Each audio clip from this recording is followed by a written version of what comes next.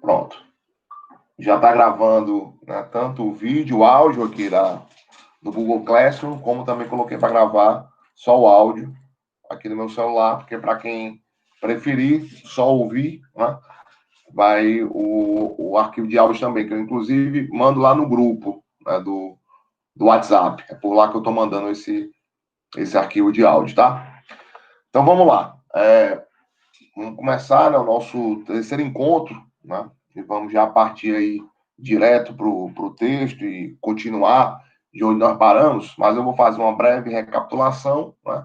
E aí a gente avança um pouco mais nesse texto do Ernest Cassirer, tá? Mas antes de começar propriamente, eu queria perguntar se alguém me mandou, né, os comentários e não teve resposta de que eu recebi os arquivos. Todo mundo que me mandou, eu tenho procurado dar um aviso de recebimento, né? E aí eu queria saber se por acaso alguém enviou e eu não respondi. Tinha um Francisco, né, que tinha me enviado, mas eu já respondi ele hoje, né? Então, se tiver mais alguém, queria só que se manifestasse aí para anotar e depois procurar na minha caixa de e-mail.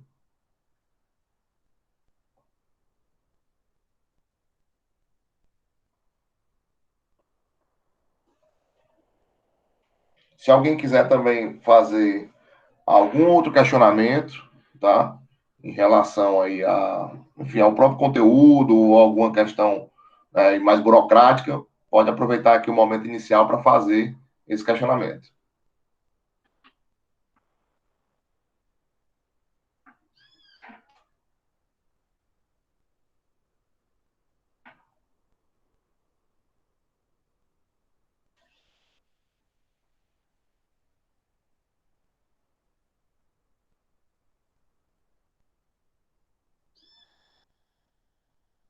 E aí, tudo certo, Diogo? Eu estava perguntando para ele, professor, se caso ele já tinha recebido a resposta. Ele disse que sim. Ok. Então vamos lá. Então vamos iniciar propriamente, né, a nossa aula de hoje com a discussão, né, que nós já, eu diria, abrimos, né, na aula passada. E a ideia agora é que a gente possa, né, continuar um pouco no texto e desdobrar um pouco daquelas questões que foram ali colocadas, tá? Então vamos lá. Ó. A gente começou a aula passada, né, falando sobre alguns aspectos, diria, mais externos ao texto, mas que eram característicos do autor, né, que nós estamos agora enfrentando, né? Eu fiz algumas observações gerais, né, sobre o estilo do Cassirer, né, fiz algumas observações também sobre o texto, né, a forma como ele geralmente faz as suas exposições, dei algumas dicas para vocês de como ler, né, esse texto, né, e os outros também, que nós vamos enfrentar mais na frente, e aí depois nós entramos propriamente no texto, certo? E aí começamos a fazer já uma análise, né, a partir do próprio título, né, do texto, e vimos ali, né, que o problema, né, que o Cassirer tenta enfrentar, né, já está posto ali no título, tá?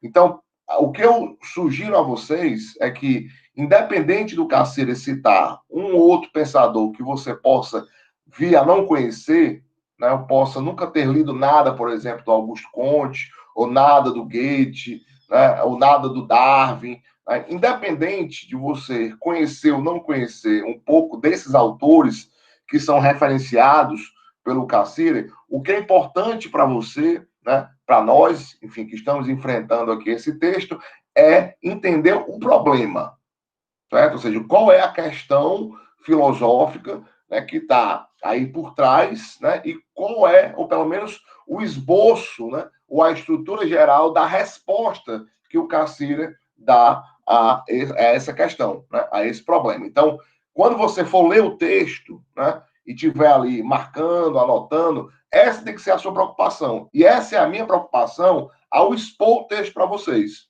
certo? Então, eu poderia fazer várias observações sobre alguns desses autores que são aqui mencionados, abrir discussões paralelas e tal, mas o meu propósito não é propriamente esse, né? Por mais que a gente possa fazer um pouco disso, mas o meu propósito central é que você compreenda, né, qual é o problema, né, e qual é a solução, ou pelo menos o esboço de solução que o autor oferece a esse mesmo problema, certo? Então, dito isso, né, nós voltamos ao texto. Né? E aí, quando nós começamos a ler o texto, nós já identificamos de cara, né, que o problema que o Cassini está aí enfrentando é um problema que a gente pode chamar de um problema antropológico. Né? Por que é um problema antropológico? Porque a questão central é o homem. A questão central aqui do texto é responder à pergunta o que é o homem. Ou seja, o que é que há de exclusivo, né, no homem, e aqui quando a gente fala de homem, a gente está falando de antropos, né, está falando da humanidade. Né? E não está falando aqui, não se trata de uma distinção de gênero, enfim, estamos falando do ser humano, certo?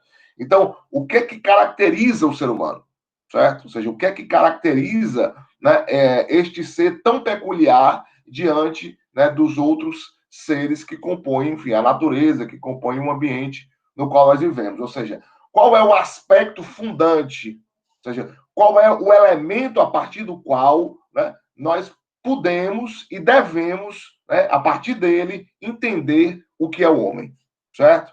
E aí, dito isso, né, o Cassini fez o que no começo do texto? Ele localizou esse problema no começo ali da filosofia, no começo da história da filosofia. Voltou lá para os gregos e disse que lá nos gregos esse problema já estava posto, certo? E aí lá nos gregos ele já faz uma distinção. Ele diz que de um lado, né, Sócrates, quando põe a pergunta antropológica, né, quando põe o problema antropológico naquela velha frase lá do conhece a ti mesmo, né, ali Sócrates já estava estabelecendo uma perspectiva, né, de resposta ou de análise dessa questão, certo? Que aí o Cassini enquadra como sendo uma resposta que vai tentar dizer o que é o homem sob um ponto de vista individual, né? Ou sobre o que a gente chamou também de um ponto de vista particular. Né? O Platão, ele, nesse sentido, ele se diferencia do Sócrates na medida em que Platão vai dizer que, no fundo, nós temos que entender os indivíduos, nós temos que entender o homem de um ponto de vista universal, certo? E aí a gente já viu aqui a diferença entre esses dois pensadores, né? Esse é um elemento que já foi colocado, né, no começo do texto, certo? E aí ele adentra um pouco, né, faz uma referência à teoria de Platão, né, dizendo que este elemento universal, a partir do qual nós devemos entender o que é o homem, este elemento é o Estado. Certo? Que, no fundo, o que Platão estaria querendo dizer é que, para que nós compreendamos o que é o homem, e, portanto, possamos responder a essa pergunta antropológica fundamental, nós temos que conceber o homem como um ser político, né? Ou seja, como os homens ou os indivíduos estão efetivamente no interior de um corpo político. Nós nunca vamos entender, né, o que é um indivíduo se nós nos limitarmos à análise do indivíduo pelo indivíduo. Se trata de entender o indivíduo no interior das suas relações políticas e sociais, portanto, no interior do Estado.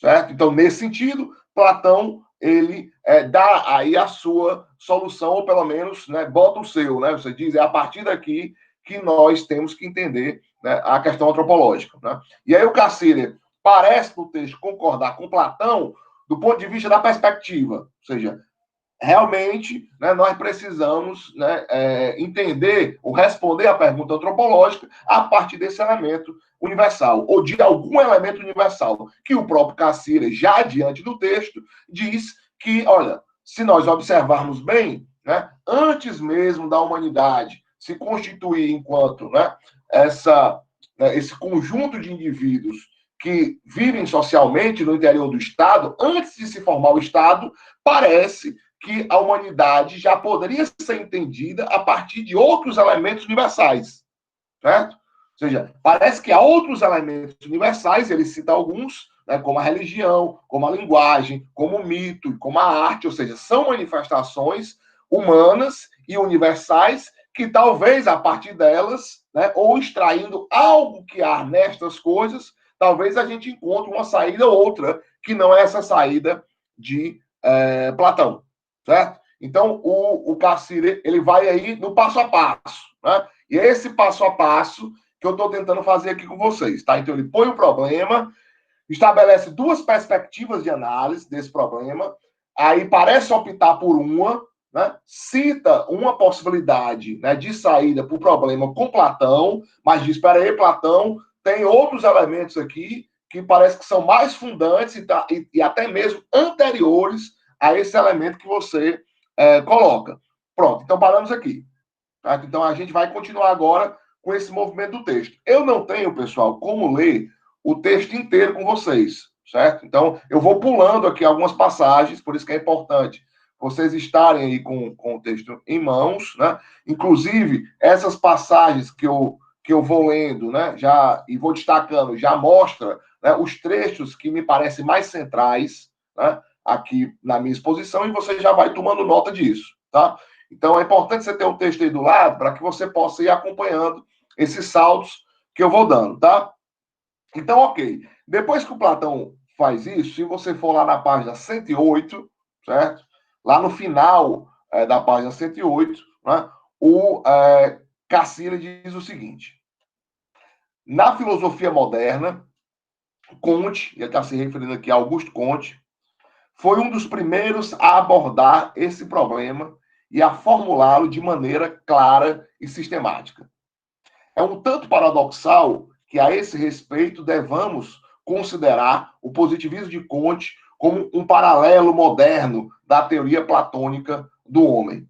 Comte, é claro, nunca foi platônico, né? Nunca pôde aceitar os pressupostos lógicos e metafísicos sobre os quais se baseia a teoria das ideias de Platão. Aqui ele está fazendo uma referência, né, a essa possível relação entre a teoria de Comte e a teoria de Platão, e mostrando que, na verdade, Comte nunca foi platônico, certo? Ele está apenas fazendo aqui uma referência, mas é apenas uma analogia, né, eu diria, rápida, que o Cassila está aqui fazendo. Então, nunca pôde, né, aceitar os pressupostos lógicos e metafísicos sobre os quais se baseia a teoria das ideias de Platão. Contudo, por outro lado, ele era fortemente contrário, o Comte, né, era fortemente contrário às opiniões dos ideologistas franceses. Em sua hierarquia do conhecimento humano, duas novas ciências, a ciência da ética social e da dinâmica social, ocupam o mais alto posto. De um ponto de vista sociológico, Comte ataca o psicologia de sua época. Aí essa frase é importante, certo? Esse período que vem agora e o seguinte, se vocês puderem já marcar, podem marcar que é importante. Quando ele diz, uma das máximas fundamentais de sua filosofia é que o nosso método de estudar o homem, certo? Deve, na verdade, ser subjetivo, mas que não pode ser individual. Pois o que queremos conhecer não é a consciência individual, mas o sujeito universal. Se nos referirmos a esse sujeito pelo termo humanidade, deveremos então afirmar que a humanidade não será explicada pelo homem, e sim o homem pela humanidade. Parou, e aqui vamos tentar fazer uma explicação, tá? Vou tentar construir aqui uma explicação para vocês sobre esse trecho, tá? Então não esqueçam, deixa eu só permitir aqui a entrada da Elma. Então não esqueçam, certo, que a forma de exposição do Cassira é exatamente essa.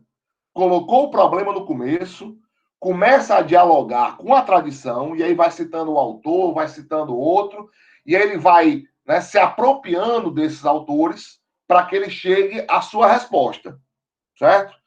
Então, ele já começou desde os gregos e agora já está no Conte, que é século XIX, certo? Ou seja, saiu, né, dos gregos e parou no século XIX. Então, aqui ele está fazendo um diálogo, e isso é importante que vocês entendam, mas que determinados autores em filosofia, quando eles escrevem, eles entendem que estão num grande debate, certo? Não importa se os seus interlocutores viveram há mais de 2.000 anos, ou seja, estavam vivos e discutindo há 2.000 anos atrás. Ou seja, independente disso, né, ele está ali debatendo, certo? E é isso que ele está fazendo no texto.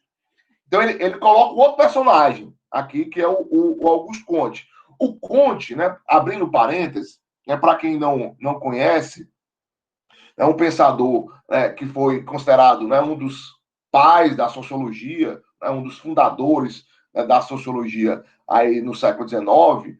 O Comte ele ficou muito conhecido, né, por propor, né, um tipo de sociologia, ou seja, um tipo de ciência social que, do ponto de vista metodológico, apesar das diferenças, se aproximaria muito da forma de funcionamento da ciência da natureza, ou seja, aquela ciência, a sociologia, ciência nova, emergente no século XIX, né, que estava ali surgindo, ela deveria trabalhar de forma similar ao modo como as ciências naturais trabalhavam, certo? Então, o Comte, ele se caracterizou por propor, né, uma sociologia nesses termos, aquela ideia, inclusive, de uma física social, né? Ou seja, de que olha, a ciência social ela deveria proceder de forma muito próxima e muito parecida de como as ciências naturais procediam quando tentavam explicar a natureza, certo?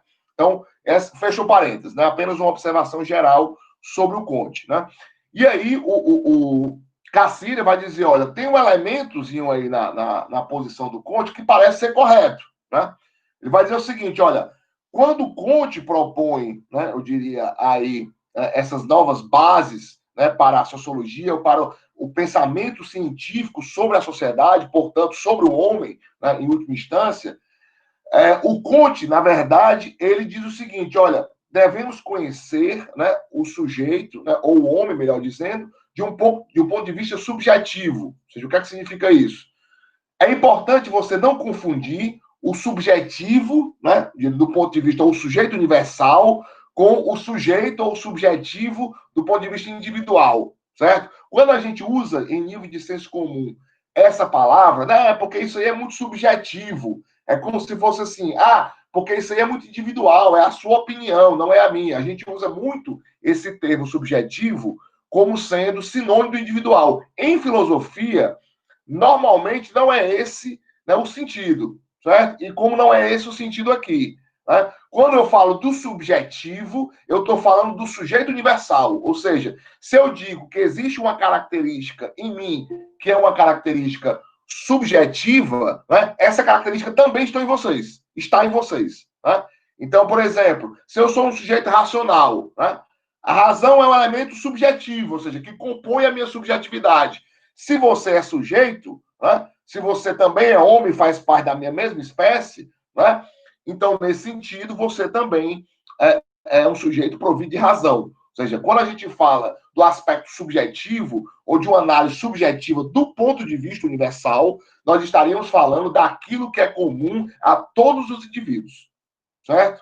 Então, é só para você fazer essa distinção, porque às vezes a gente toma o subjetivo, né, no sentido muito de senso comum, e não é esse o sentido que o Cassirer está aqui retomando a partir do Comte, tá? Então ele vai dizer, olha, pois o que queremos conhecer não é a consciência individual, ou seja, não se trata, né, de entender o que é o homem a partir da análise da consciência do indivíduo, certo? Ou seja, se nos referimos a este sujeito, né, pelo termo humanidade, né, deveremos então afirmar que a humanidade não será explicada pelo homem em si, um homem pela humanidade, certo? Então se trata, né, de encontrar este elemento essencial, crucial, universal, a partir do qual nós podemos caracterizar isto que nós chamamos de humanidade, e uma vez que a gente entende isso que a gente chama aqui de humanidade, nós poderíamos, portanto, entender o que é o homem, certo? Então, esta questão antropológica, para ser compreendida,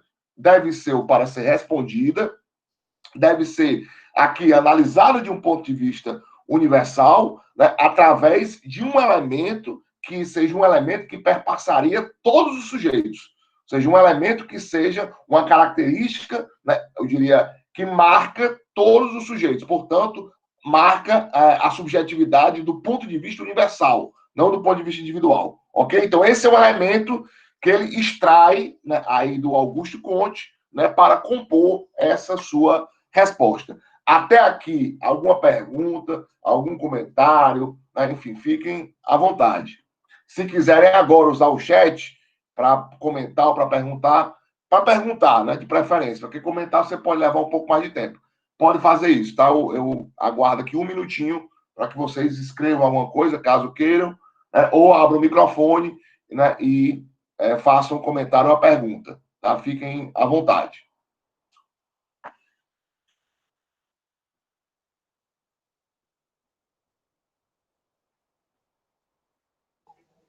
Professor, Vai lá, Francisco. Cassir, ele consegue encontrar essa subjetividade? Beleza. Olha, acreditamos que sim, né? Agora, se a resposta dele, né, é a resposta mais adequada, aí fica para a história da filosofia dizer, né? Mas o Cassir, ele já nesse texto, ele diz qual é o elemento central. Então, ele diz qual é o fundamento da sua resposta, né? Só que essa resposta do Cassir, ela não é dada só nesse texto, não. Ou seja, toda a obra dele, eu diria, nem toda a obra dele, mas da década de 20 até o final da carreira, ou seja, uns 25 anos mais ou menos ainda que ele viveu e produziu, ele, eu diria, desenvolve essa sua resposta, certo? A gente até já mencionou aqui no encontro passado que a resposta era essa, que elemento era esse, né? Que eu dei até o spoiler, né? Ou seja, esse elemento é a função simbólica, né? Ou seja, na verdade, o que caracteriza o sujeito, né, é a sua capacidade de simbolizar. Certo? O símbolo, ou a produção simbólica, é exatamente esse elemento universal que compõe todos os indivíduos e que compõe, portanto, a subjetividade do ponto de vista universal. Ou seja, nós, para compreendermos, à luz da resposta do Cassir, que a gente não chegou lá ainda, mas já estou dando spoiler, é esse elemento simbólico, essa capacidade de simbolizar que diferencia, né, o homem dos outros animais, certo? Então, essa é a saída dele. Agora, ele dá a saída? Dá. Né? É satisfatória? Responde todos os problemas? Né? Eu diria que não, né? Ninguém consegue isso, né? Ou seja, em filosofia não existe argumento nocauteador. Agora, a sua obra, né, e a sua reflexão em torno do simbólico, de fato, né, nos coloca, né, diria, de forma mais avançada e mais amadurecida diante do problema. Ou seja, ele de fato nos dá uma série de elementos, uma série de contribuições que faz com que nós avancemos, né, nesse debate antropológico. Então, ele tem, de fato, uma contribuição, eu diria, muito importante, né, e fundamental, sobretudo para a reflexão antropológica do século XX. Ok? Acho que tem um comentário aqui, né? Deixa eu ver. No caso, Cassini, ele utiliza os pensamentos dos filósofos na linha do tempo, a fim de construir, né, um caminho que ele pretende. Ele coloca os pensamentos dos filósofos, que também buscavam o conceito de homem, e então contrapõe, acho que esta é a teoria, né, desse filósofo, a fim de saber a partir de que ponto buscar algo mais além, né, para o conceito. É isso mesmo. Eu diria, essa é a característica, né, do Cassini como pensador que está aqui tentando responder, né, ao problema que ele se propõe, ok? Então, se você for avançando um pouquinho mais no texto, né, aí for aqui para a página 110, né, ele ainda está fazendo comentários, né, sobre o Augusto Comte, está tentando extrair, né, dali alguma coisa, né, e aí ele diz o seguinte, que ele vai dizer que lá nos cursos de filosofia positiva do Comte, né, aí eles começou, ou melhor, Comte começou apenas, aí passa para 110, como cientista, certo? Interessando-se de maneira aparentemente total por problemas matemáticos, físicos e químicos. Em sua hierarquia do conhecimento humano, a escala vai da astronomia à biologia, passando pela matemática, pela física e pela química. Vem então o que parece ser uma subinversão dessa ordem, quando abordamos o mundo humano. Os princípios da matemática ou das ciências naturais não se tornam inválidos, mas deixam de ser suficientes. Essa passagem é importantíssima. Né? Os fenômenos sociais, né, estão sujeitos às mesmas regras que os fenômenos físicos, mas são de um caráter diferente e muito complicado. Então, eu gostaria também de fazer aqui alguns comentários sobre essa passagem, né, tanto para tentar, né, de alguma forma, que a gente compreenda um pouco mais essa passagem, mas que essa passagem, de alguma forma, nos coloca, né, eu diria, no cerne, né, da nossa questão aqui que compõe, né, o nosso curso, né, essa disciplina de filosofia da cultura. Não sei se vocês lembram, lá no primeiro dia, né, quando eu fiz a apresentação do programa da disciplina, né, eu coloquei, né, que uma das nossas pretensões era que a gente tentasse compreender em que sentido, né, a cultura, né, ela é também uma questão filosófica, ou seja, eu posso problematizar a cultura do ponto de vista filosófico e é o que a gente vai ver um pouquinho mais na frente, como é que a gente pode entender, né, que é possível fazer ciência sobre a cultura, certo? Pronto, aqui já nos dá pano para fazer uma discussão paralela, mas que tem tudo a ver com esse trecho, mas que também tem a ver com o propósito geral, né, da nossa disciplina. Tá? Então, se vocês lembram, a gente disse que nós íamos, inclusive, fazer essa relação, de alguma forma, entre ciências da natureza, né, e ciências da cultura, certo? Então, o que é que isso tem a ver com o que nós acabamos de ler, certo? O Cassino está aqui ainda, né, discutindo com o Conte, tentando extrair alguma coisa de positiva aí do pensamento do Conte para compor, né, a sua exposição, certo? E aí ele faz uma observação interessante, né, sobre o Conte. Ele vai dizer, olha, o Conte, na verdade, quando começa, né, a sua atividade intelectual, ele está muito mais voltado para as ciências matemáticas, né, para as ciências da natureza, né, e aí depois, né, chega aí a preocupação em torno, né, do homem, da sociedade, e essa coisa aí que parece que se inverte, né? Não é à toa que o Conte é conhecido como sociólogo, né? Como pai da sociologia, não é conhecido como um grande físico, matemático e tal, mas como, nesse sentido, um grande sociólogo, certo? E o que é que isso tem a ver? Isso tem a ver pela seguinte razão. O pensamento moderno, né? E aí quando eu falo de pensamento moderno, eu estou pensando aqui basicamente do século XVI, né, até aí final do século XVIII, né? O pensamento moderno, ele é muito marcado pela reflexão das ciências da natureza. Ou seja, as ciências da natureza, elas avançaram muito nesse intervalo, né, nesse período, certo? E boa parte, por exemplo, da própria filosofia, né, que vocês estudaram, os que já passaram por essa disciplina, e os que vão passar ainda na filosofia moderna, na história da filosofia 3, na teoria do conhecimento, muitas dessas disciplinas, dessa reflexão filosófica que é feita nessas disciplinas, que é geralmente perguntando pelos fundamentos do conhecimento, essa reflexão é sempre muito próxima das reflexões sobre a ciência, ou seja, da própria produção científica que o pensamento humano nos forneceu nesse período moderno. Ou seja, a ciência moderna, ela foi absolutamente preponderante nesses séculos, né? Aí século XVI, XVII, XVIII, XIX, inclusive, também foi um século, né? Eu diria um século de transição, mas um século também onde o avanço da ciência da natureza foi absolutamente considerável. O século XX nem se fala, né? Então, há toda uma reflexão filosófica em torno do conhecimento, né, que ela é feita a partir, né, das produções ou dos avanços da ciência da natureza, certo? As ciências da cultura, né, as ciências do homem, né, a sociologia, por exemplo, a antropologia, essas disciplinas elas são muito recentes, se você compara com a física, por exemplo, né? Sociologia é século XIX. Sociologia é uma criança, né, diante da matemática, por exemplo, em termos, né, de existência. Né? A antropologia, a sociologia, enfim, a própria economia, né, enquanto uma ciência social, né, ela só começa a se constituir de fato. Né? Tem gente que diz que o primeiro tratado de economia teria sido escrito por Richard Cantillon, né, em 1755, ou seja, século XVIII. Certo? Então, é uma ciência muito recente. Certo?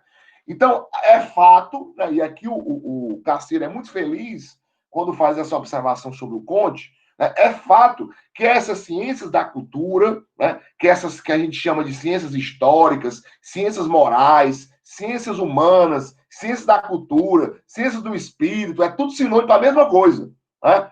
Que essas ciências, que são as ciências não naturais, essas ciências elas surgiram muito recentemente. elas surgiram meio que de dentro, né, do esforço das ciências naturais. Né? Não é à toa que ele usa aqui o Comte como símbolo disso. Ou seja, o Comte era um cara voltado para a matemática, para a física, para a química, e aí depois, né, enfim, põe a questão central da humanidade, né, essa questão da sociologia, né, ou seja, de fato entender efetivamente o que é o homem, ou seja, de entender o que é a cultura, de entender o que é a sociedade, e aí a coisa parece inverter. Né? Mas isso é importante, pessoal, para que a gente compreenda que, né, essa questão, né, dessa diferença entre ciência da natureza e ciência da cultura, ela, apesar, né, de ter, né, se aprofundado, né, sobretudo no século XIX, né, essa questão ela é de suma importância, porque aí nós vamos entender, né, como é que o pensamento filosófico, inclusive se separou, né, na sua reflexão em torno, né, do conhecimento da natureza e da sua reflexão em torno do conhecimento sobre a cultura, certo? Essa questão ela foi muito discutida no final do século XIX para o começo do século XX. Né? E aí eu cito alguns autores que discutiram essa questão. Qual questão? Qual é a diferença entre conhecer a natureza e conhecer o homem, e conhecer a cultura, e conhecer as humanidades, e conhecer o espírito? Ou seja, tudo aqui se referindo à mesma coisa, né? Essas expressões. Ciência da cultura, ciência do homem, ciências humanas, tudo se refere a uma mesma coisa, que é o quê? Que é o homem, ao humano, a sociedade. Então, é importante você entender que, do ponto de vista da filosofia e do próprio ponto de vista das ciências, né, essa distinção ela ficou muito clara, sobretudo no século XIX. Né, e aí, alguns pensadores importantes, né, dessa passagem do século XIX para o século XX são, sem dúvida, o Augusto Comte. Outro pensador importante é o Dilthey, né, que é um pensador, né, fundamental nessa reflexão em torno da relação entre ciência da natureza e ciência da cultura. Um outro autor importante é o Max Weber, por exemplo, né, o Heinrich Rickert, por exemplo, são pensadores importantes. E o próprio Cassini também se insere nesse debate entre a ciência da natureza e as ciências da cultura. Tá? Então, aqui, eu digo isso para que vocês entendam, né, para que vocês entendam o que é que está aqui em jogo. Certo? Ou seja, o Cassini está aqui, né, observe, presta atenção, certo? Isso aqui é sutil. Certo? O Cassini está no fundo, certo? Tentando encontrar, né, este elemento central, né, a partir do qual se possa compreender o homem do ponto de vista da cultura, certo? E depois que ele encontra esse elemento central, ele, de alguma forma, legitima a própria cultura. Ou seja, olha, se queremos entender o homem, vamos entender o homem a partir deste elemento. Este elemento é o símbolo. Nós não chegamos lá ainda, mas já estou aqui adiantando para vocês. A partir desse elemento, nós vamos compreender a cultura. Certo? Ora, se a partir desse elemento a gente vai conseguir explicar as diferentes manifestações da cultura, então isso aqui acaba por legitimar o quê? Acaba por legitimar uma ciência da cultura. Certo? Ou seja, o esforço que o Cassini faz agora ainda é um esforço filosófico. Certo? Porque é fato que, assim como existem ciências que pretendem explicar a natureza, ou seja, tem uma ciência que tenta explicar o mundo inorgânico, essa ciência é a física, nós temos aqui o nosso querido Francisco Clécio como nosso físico da turma, né? Especialista em física e professor de física da rede estadual. Né? Então, nós temos a física, né, como sendo uma ciência que tenta explicar uma fatia da realidade, certo? E essa fatia da realidade é exatamente as relações que os corpos inorgânicos mantêm no mundo, certo? Por outro lado, você tem uma outra ciência, como a química, que vai exatamente estabelecer ou entender, melhor dizendo, as relações que os elementos químicos, lembra lá da química orgânica, química inorgânica, porque esses elementos mantêm na natureza, ou seja, é uma outra ciência que tenta explicar parte da natureza.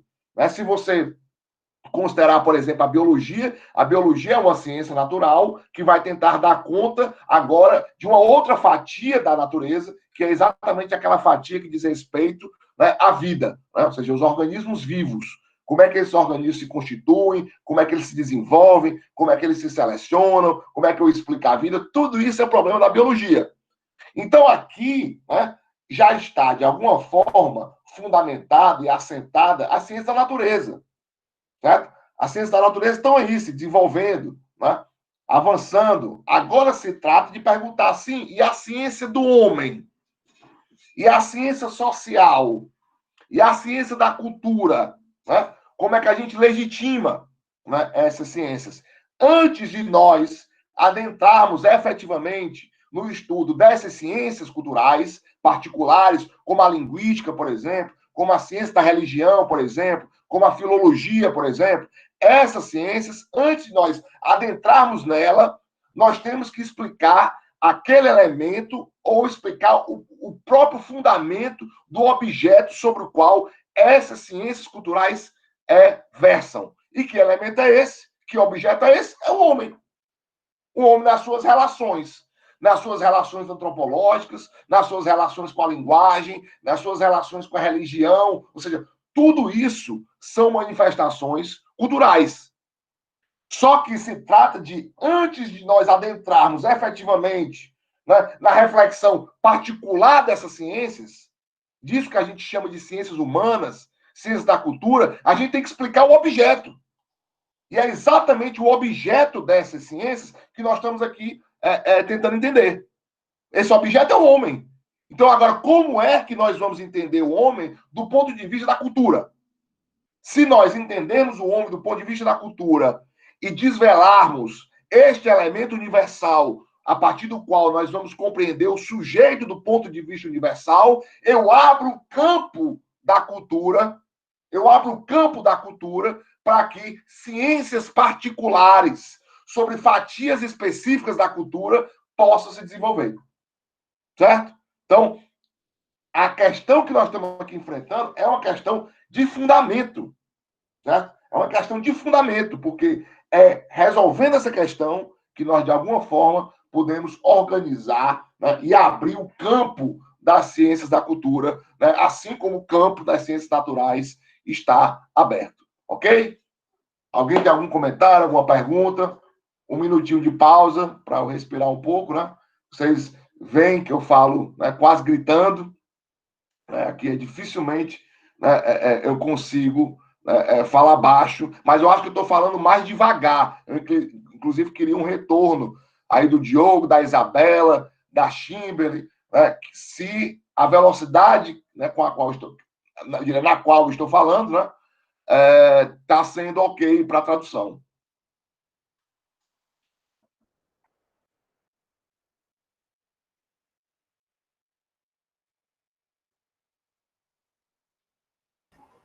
Oi, professor. Tudo bem? Não, por enquanto, assim, se o professor tivesse como, por exemplo, colocar em destaque os nomes, né, dos autores quando você for citar, porque, no caso, os autores não têm um sinal ainda, né? E aí fica difícil fazer a dactilologia. Então, se pudesse, sabe, colocar no chat, vou falar esse autor, nome desses autores, aí, só para facilitar mesmo na hora de fazer a dactilologia dos nomes, para a gente não cometer algum equívoco. Só isso. Ó, um dos que eu mencionei aqui bastante, né, foi o Conte, né? Ok? Era a partir dele que a gente começou, a gente abriu aqui esse flanco, né, para compreender, né, efetivamente o que o Garcia tentou aqui dizer, né, no texto, e a gente acabou abrindo um pouco, aí eu fiz aqui uma divagação, né, um pouco sobre essa questão que me parece mais central, que é de como fundamentar essas ciências, né, da cultura, tá? E aí, alguém mais? Algum comentário, alguma pergunta? Pode ficar à vontade. Um minutinho aí para que vocês façam o comentário ou a pergunta.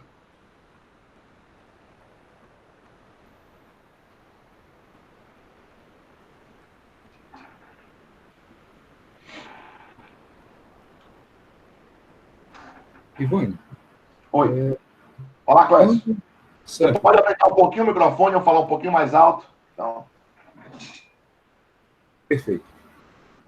Quando o Cassira ele estabelece, né, esse diálogo lá entre Platão e Sócrates, esse diálogo ele se mostra numa condição como uma crise, um ponto de crise, Com o que eu não entendi o finalzinho. como uma crise de como poderíamos ver, seria uma crise intelectual, uma crise de pensamento. Mas já lá nos gregos, que você pergunta?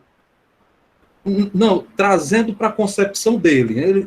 Ele aborda a condição, né, do entendimento de Sócrates, né, para essa realidade platônica, mas admitindo, no contexto histórico do próprio Cassirer, seria uma crise intelectual, uma crise de conhecimento? Sim, sem dúvida. Aí eu posso te responder da seguinte forma, né? Só para tu fechar o teu microfone, que eu acho que fala um pouco mesmo. Certo, até assim, até reformular, talvez você possa até melhorar a forma pela qual eu perguntei, mas eu acredito que você entendeu qual... Sim, entendi. Diria o seguinte, para o Cassirer, né, a humanidade, né, do ponto de vista, né, não só do ponto de vista do conhecimento, né, mas do ponto de vista mesmo da própria experiência social, né, ela no século XX, né, sobretudo depois da experiência nazifascista, né, a sociedade está em crise, certo? Ou seja, existe uma crise, e essa é a palavra, inclusive, que ele usa, né? Existe uma crise da razão, né? E ele está no meio, ou diria, no olho do furacão. Ele está no olho dessa crise. Não é à toa que o próprio Cassirer ele é refugiado, né? Na realidade, ele foi exilado, né? Saiu da Alemanha, né? E depois passou um tempo nos Estados Unidos, né? Na Suécia, enfim, mas morreu nos Estados Unidos, né? Foi exilado, né? E morreu em 45, né? Que foi exatamente no final da Segunda Guerra, né? Mas o que o Cassirer entendia, né, como sendo uma característica desse momento de crise, né, dessa crise, né, da razão que ele estava enfrentando, né? Inclusive tem um texto, né, vou até mostrar aqui para vocês. Esse texto aqui, ele não tem português, tem alemão, tem inglês, tem espanhol, né? Quem se interessar, eu posso mandar espanhol, que é a lógica das ciências da cultura. Esse texto o Cassirer publica lá em 42, certo? Ali em 41 e 42. E a esposa dele, que, né, escreve a história dele, né, alguns elementos biográficos e tal, diz que o Cassirer se apressou muito para terminar esse texto, porque, como estava no meio da crise da razão, ele tinha que, né, se posicionar e tinha que colocar, né, eu diria aqui, o seu nesse debate, né? Então, mas o que era esse elemento de crise, né? Esse texto, inclusive, foi, né, segundo a Tony Cassirer, né, foi um texto que o Cassirer tentou escrever para responder essa crise, né? Agora, que crise é essa, né? Para ele, né, um dos grandes problemas, e eu acho que tem tudo a ver com o que a gente está aqui discutindo no texto, um dos grandes problemas, né, da razão, né, sobretudo da razão filosófica, é porque desde Hegel, né, aí eu vou aqui digitar para ficar mais fácil para as meninas, certo? Desde Hegel, autor central, né, do século XIX, né, desde Hegel, né, não há nenhum esforço, né, diria, considerável no sentido de entender as ciências de um ponto de vista sistemático. Certo? O que é isso? É como se o seguinte, Hegel foi, assim como Aristóteles também foi, né? Assim como Aristóteles, vou digitar aqui, assim como Aristóteles também foi um grande pensador sistemático, certo? Tanto Aristóteles, lá na Grécia, como Hegel, na Alemanha, no século XIX, foram pensadores que tentaram construir filosofias ou um pensamento filosófico que, de alguma forma, explicava o todo do conhecimento. Ou seja, era uma filosofia de caráter sistemático. Ou seja, se você olhar para a filosofia de Aristóteles, lá tem um lugar para a física, tem um lugar para a ética, tem um lugar para a metafísica, tem um lugar para a lógica, tem um lugar para a política. Ou seja, todas essas áreas, né, que compõem o pensamento são organizadas a partir de uma teoria do todo, certo? De uma teoria geral, certo? Isso é filosofia no sentido clássico, né? Aqui de uma tradição de filosofia. Então, Hegel é um outro pensador também que tentou construir uma filosofia que tentava compreender as diferentes dimensões da cultura, como a religião, como a arte, como as ciências, sempre a partir de um ponto de vista sistemático, ou seja, de um ponto de vista não fragmentado, certo? A crise que a ciência enfrenta, a crise que a razão enfrenta, é porque a razão tem se mostrado, desde Hegel até mim, diria Cassirer, fragmentada. Então, se trata de tentar compreender o humano nas suas diversas dimensões. A própria ciência da natureza, pessoal, por mais que ela tenha como objeto a natureza, como o próprio nome já diz, mas a ciência da natureza é uma manifestação humana. Certo? O que é que tem de comum entre a ciência da natureza e a ciência da cultura, por exemplo? Entre a filosofia e a religião, por exemplo? Entre a arte, né, e a própria ciência, ou a própria linguagem, por exemplo? O que é que tem de comum em todas essas coisas? É que todas essas coisas são produções humanas. São produções humanas. E esse problema, sejamos justos, esse problema já estava posto por Descartes, lá nas regras para a direção do espírito. Texto do século XVII. René Descartes. Vou aqui digitar. Se eu me esquecer de digitar, pessoal, vocês me lembrem, tá? Então, René Descartes foi um pensador em um texto lá do século XVII, Regras para a Direção do Espírito, onde Descartes diz: ora, o que é que nós observamos? Nós observamos que as ciências estão se desenvolvendo, cada uma dentro do seu domínio, se aprofundando, só que parece que a gente perdeu de vista um elemento, que é o quê? Todas as ciências têm uma coisa em comum. Todas são conhecimento humano, certo? Ou seja, as ciências parecem que tratam de coisas absolutamente diferentes. A física, a química trata de uma coisa, né? A biologia trata de outra, né? Enfim, o que tem de comum entre essas coisas, diria Descartes? Todas são conhecimento humano. Então, se elas são conhecimento humano, né, isso significa dizer que existe um elo, que existe um laço entre elas, e é exatamente esse laço, ou que, como chama o Cassirer, esse fio de Ariadne, né, que a gente tem que aprender. A tarefa da filosofia é tentar buscar este laço, isto que liga as diferentes ciências. Porque é exatamente isso que vai explicar essa diferença. É exatamente isso que vai tornar possível o ponto de vista sistemático e o ponto de vista não fragmentado. Ou seja, a crise da ciência, né, na qual vivemos, né, diria o Cassirer, se dá exatamente por quê? Porque nós perdemos esse ponto de vista sistemático. Nós perdemos a preocupação por esse elemento central, fundamental, que explica toda a pluralidade que compõe a produção humana. E é exatamente isso que ele está atrás. É exatamente isso que ele está atrás. Percebam isso. Ou seja, esse elemento aqui, que ele está atrás no texto, que seria o elemento a partir do qual nós poderíamos retomar, né, esta tarefa que foi abandonada de Hegel para cá. Ou seja, de tentar explicar todas as produções do espírito humano a partir de um ponto de vista sistemático. Para isso, nós precisamos de quê? Nós precisamos de um ponto de Arquimedes.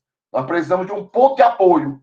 E esse ponto de apoio é, eu diria, o resultado, né, ou a saída que ele dá nesse texto. Certo? Então, nós vamos terminar esse texto, não vamos terminar hoje, certamente, mas nós vamos terminar esse texto sabendo que ponto é esse. Certo? Ou seja, que elemento é esse, que já disse aqui para vocês, é o símbolo, mas a gente precisa entender melhor o que é isso. Certo? Como é que o símbolo, né, se torna este elemento a partir do qual nós vamos, eu diria, romper ou superar a fragmentação, né, do saber no qual, né, o humano está. Né? seja, na qual, na fragmentação, né, o ser humano está. Certo? Então, se trata aqui de superar essa fragmentação. A crise, Clécio, é exatamente essa fragmentação.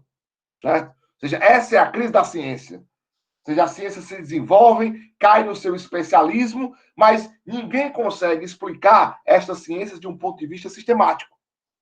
Como é que eu entendo essas diferentes manifestações culturais? Como é que eu entendo a arte? A religião dos povos originários, por exemplo? O que é que tem de comum entre uma tribo, né, australiana e a sociedade brasileira, por exemplo? O que é que há de comum entre esses dois agrupamentos?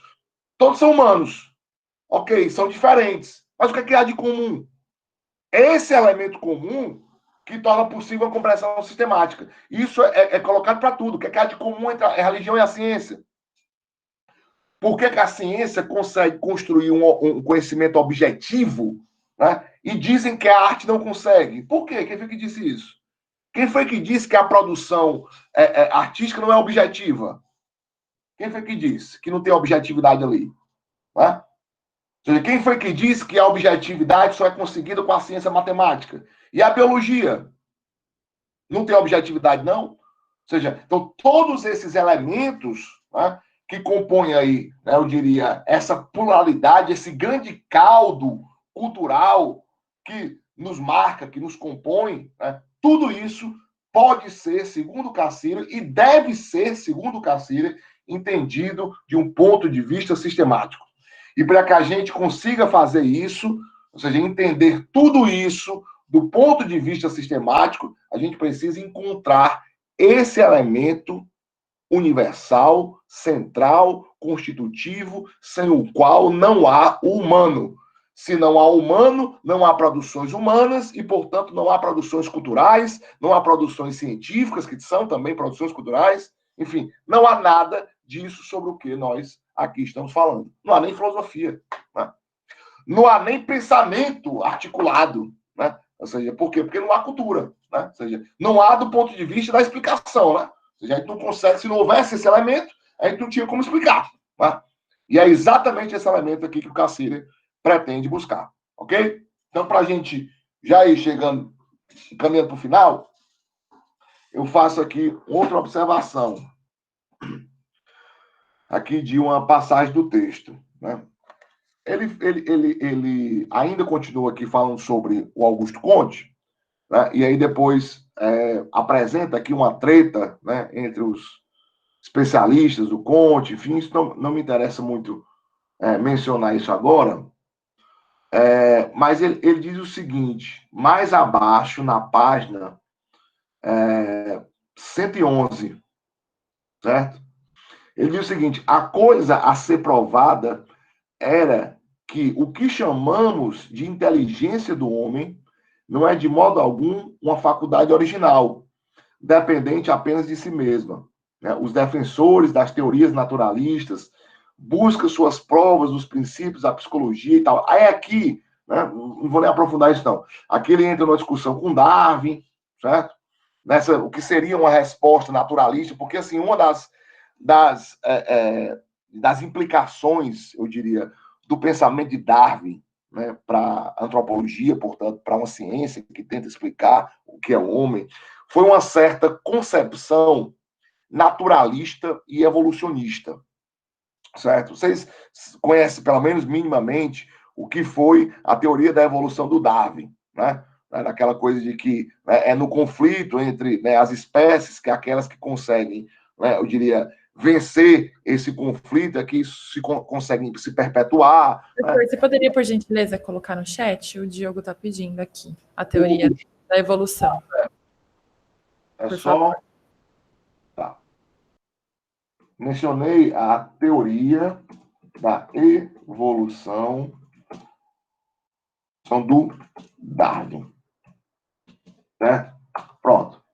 Certo? O que eu estou dizendo que é um elemento que tem aqui no texto, mas eu não vou desenvolver muito, mas só apenas para, né, deixá-los a par minimamente desse debate, é que essa teoria do Darwin, muito, né, conhecida, né, em biologia, inclusive, revolucionou de alguma forma, né, o pensamento biológico, ela teve, essa teoria, repercussões em outras áreas do conhecimento, certo? E a antropologia, a sociologia, foram áreas, né, que também, de alguma forma, se influenciaram por essas repercussões do pensamento de Darwin, né? Então, a repercussão do pensamento de Darwin não se deu apenas no âmbito da ciência da natureza, se deu também no âmbito das ciências sociais, das ciências humanas e tal.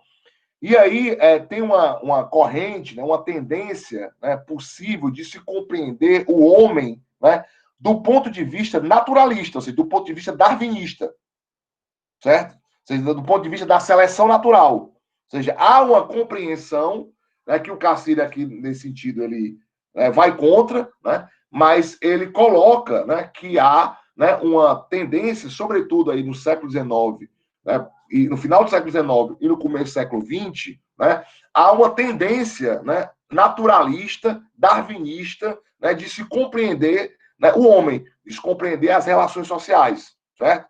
E aí ele vai de encontro a isso, tá? Por quê? Porque existe uma dimensão, né, que compõe o humano que não pode ser reduzida simplesmente aos seus aspectos naturais, tá? Ou seja, é como se dissesse o seguinte: enquanto todos os seres que compõem a natureza podem ser reduzidos aos seus aspectos naturais, no fundo são organismos vivos que obedecem leis naturais. Isso não se replica no homem. Isso não se replica na humanidade. A humanidade é caracterizada por algumas coisas, alguns elementos, né, que só ela tem. E que não podem ser reduzidas, né, estas características aos aspectos naturais. Portanto, né, toda tentativa de explicar o homem por um viés darwinista, né, estaria fadada ao fracasso. Ou seja, por quê? Porque não vai conseguir compreender essa dimensão não natural, né, eu diria, do homem. Ou seja, uma dimensão simbólica. Tá? Mas, enfim, isso são cenas dos próximos capítulos. Tá? Então, eu peço que vocês continuem a leitura do texto. Quando a gente for passar para outro texto, aí eu aviso uma semana antes. Pessoal, próxima semana a gente vai iniciar outro texto. Mas eu vou ficar muito tranquilamente aqui nesse texto. A única tarefa de vocês, basicamente, até agora, né, e vai ficar assim, né, até o final, né, é ler o texto, fazer os comentários, né, e assistir às aulas. Certo? Então, basicamente isso até o final. Vocês se organizem, façam isso da forma que for mais confortável, né, para vocês. E aí, antes de eu terminar esse texto, né, aí quando for uma semana, eu disse, pessoal, vai vir outro texto, e eu anexo outro texto e digo qual a parte que a gente tem que ler e tal, certo? Mas até agora, vão lá, vão lendo, vão anotando, né, enfim, vão fazendo seus comentários, né, vão participando do debate, que isso aí é o que interessa, tá? Então, a gente vai continuar nesse texto na próxima semana. Ele não é um texto tão longo, é possível que eu dê saltos maiores, né, na partir da próxima semana, e já começa a encaminhar para o final desse texto na próxima semana, tá? Porque eu vou dar muitos saltos, porque não tem como a gente aqui comentar linha por linha, porque senão a gente ia passar um ano inteiro e não ia terminar o texto, tá? Então, o que me interessa aqui é que vocês compreendam o movimento do texto, né, compreendam a questão central e compreendam também a solução que o Cassir propõe para essa questão, ok? Alguém tem algum comentário, né, alguma pergunta? Fique à vontade.